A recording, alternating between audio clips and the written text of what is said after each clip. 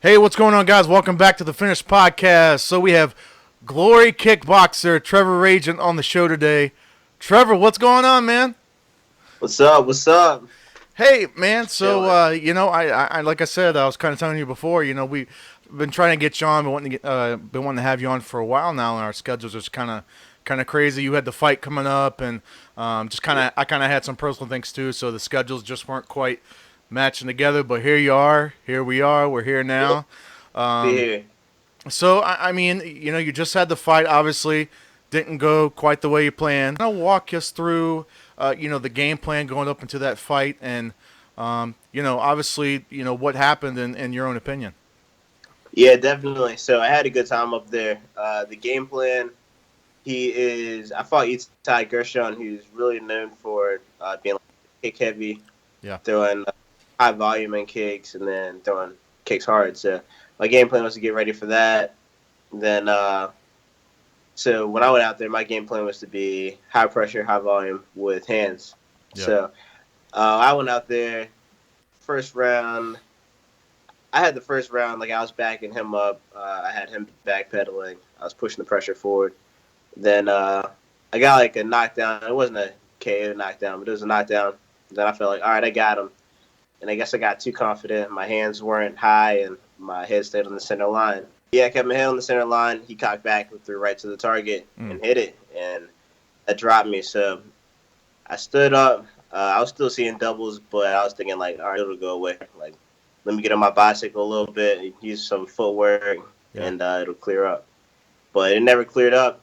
Then next thing I knew, the bell rung, and then between rounds, I had a little bit of recovery time, but not much. yeah, It was a little bit of doubles. He had the upper hand on the second round, the beginning of the second round.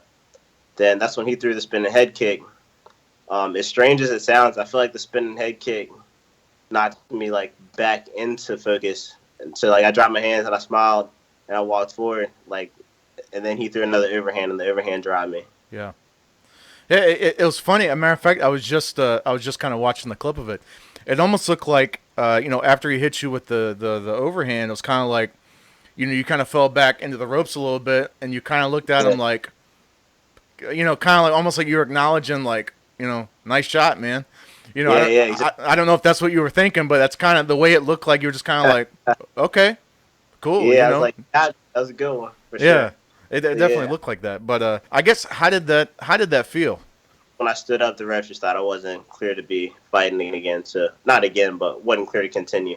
Yeah, So basically, yeah, from the head kick, like my feet weren't under me. Like you can see if you watch the video while I'm like side pedaling, yeah, like my coordination on my feet was like not coordinated. So like my brain was telling my body to do one thing and it just like wasn't doing it. So my coordination wasn't all the way there. And then the spinning head kick, like I said, it felt like it knocked me back into motion, but I guess that was like a false sense of being knocked back into motion. Like built confidence, I walked forward. yeah. And then I feel like the overhand was more of a push. Like yeah, it rocked me to get it twisted, but it definitely didn't put me to sleep. I feel like me standing back up after the overhand was just a part of my legs not working before I even got knocked down. It's just hard to get back up. Yeah, But yeah, definitely. yeah, but like you said, man, I really loved your forward pressure, like you were saying in the beginning of the fight. It looked like you had him, and I loved your low kicks.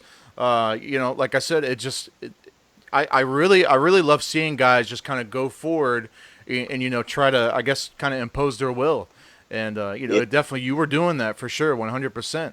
And I think yeah, just game plan. I just feel like I probably just underestimated him too much after I noticed the forward pressure was working. yeah. That I just started like more lenient, and like I said earlier, I didn't move my head, and my hands weren't up at my face. So I mean, shit, I got what I had coming to me. I mean, he saw the opportunity, he took it. So Like like you said, it was working like really good for you, and maybe you just kind of got maybe a little overconfident in too the comfortable. moment. Yeah. Okay. Yeah, overconfident was definitely a thing, especially like I said, after he threw a body kick, I caught his leg and I threw an overhand right, and Yeah. then that knocked him down. Yeah. After that, confidence just went up like a ton, and I guess I just underestimated him. They said don't underestimate anybody, and that's exactly what happened. So I got what I had coming to me, and lesson learned: the fight ain't over until it's over. Well, hey man, like I said, props to you. Yeah, I was, I think a lot of people were impressed. I was impressed. So you're for pressure, like I said. I got a lot of respect for people that fight like that. So, um, Thank you. yeah, man, I I wouldn't feel bad about anything. I know it probably still sucks, but I wouldn't feel bad about anything. But I guess moving forward, man. So what's next for you coming up? Do you already kind of have an idea of what you want to do next? Are you taking maybe a little bit of time off? Are you jumping right back into it? Man, Were there any I'm, injuries I'm right. sustained during the fight? Nah, no injuries at all. I think the only thing that he got me with was the headshot. Usually I leave fights with like my legs super bruised and body super bruised, but Yeah. really this one was just the headshot. He got it once, then I got back up and he capitalized right back on it, hit the same spot. So Yeah. um, that cleared. So I'm probably I plan on going to training Monday morning, which is in like 2 days. So get right back into training. That way, when I do get the phone call again for the head start, then I'm thinking I might be fighting. They already have their next 2 or 3 shows booked, which is Denver, China, and Amsterdam. That's Mm. all within like 2 months, Mm-hmm. and I'm hoping I can get on one that is after that. So I mean, as soon as they can get me on, probably October or November if everything goes correct or if everything goes my way. Now I don't have a whole lot of experience with the more of the single combat sports. I watch it, but as far as like camp goes, are the camps how much different are the camps say versus say like MMA where full blown MMA it's like 8 weeks or 12 weeks? How long is your typical camp before a fight? I tried to camp like a month and a half, Okay, so about 6 weeks, okay, okay. which is already still me training beforehand. Like I'm not like I don't go into camp like fresh. I go into camp still already with having like a month's worth of regular training in, Yeah. and then like I just have a schedule where I just go that much harder. I don't miss any days, and I have like a actual regiment of things that I do. Now, one thing that you don't typically see, I'm sure it happens, every once in a while. One thing you don't typically see, as you do with, say, with MMA, is the weight cutting issue. Why do you think that weight cutting issue isn't as? I mean, you don't really hear a lot of kickboxers or boxers or other single combat sports. You just don't hear a lot of that stuff of people missing weight. I mean, what is it a? Yeah, Is it a discipline issue? Is it the people trying weight to? cutting's more thing, man. I feel like cutting a lot of weight's like a big American thing. Like when you fight overseas, where I notice when I fight overseas, Yeah. people cut as much weight as they do over here. I guess the mentality just comes from like high school wrestling days, just like cut weight, get in like a smaller weight class, and have like the size edge. But Yeah. and then of course that drafted over to MMA, Yeah. and then that's basically where that came from. But I feel like as far as just kickboxing goes, kickboxing isn't that big in the U.S. So that's probably why U.S. fighters who usually do cut a lot of weight are mostly in MMA over kickboxing. My view on is I used to fight at featherweight 147, which I was successful at for a while. I was feeling good. I was younger though. You know how like when you age, the weight just gets on you. So I mean, it started to get harder and harder for me to cut weight as the years went on. So then I bumped up to lightweight, and I feel a ton better here. So that's where I'm here to stay. Because I mean, at featherweight, I'm 5'8", so most fighters are like taller than me that I run into anyway. So I'm not about to cut off that weight and still be the shorter dude. So I'm like, screw that. I'll fight at 155 or 54, keep Yeah. my strength, just go out there like at 100%. Bro, you look big as hell for 155. Thank you. Like you look like seriously like the first time I saw you I thought you were like a middleweight or something. I mean I thought you were like 180, 170. I mean seriously like you're thick as. Do you have any interest in sliding over to MMA at some point, or is kickboxing your that's where you want to be? That's your you want to get to the top of that before you even think about doing anything else, or because we've seen some successful transition. Obviously, one of one of the latest ones, Israel Ansanya. Yeah, he was in kickboxing. He's made an awesome transition over. Um, yeah, he actually being Glory. Yeah, I'm familiar with him. is there anything like that that you think you'd be interested in at some point transitioning over? Maybe at some point. As of right now, I'm just focused on kickboxing and Muay Thai. Like right now, kickboxing, I just love it.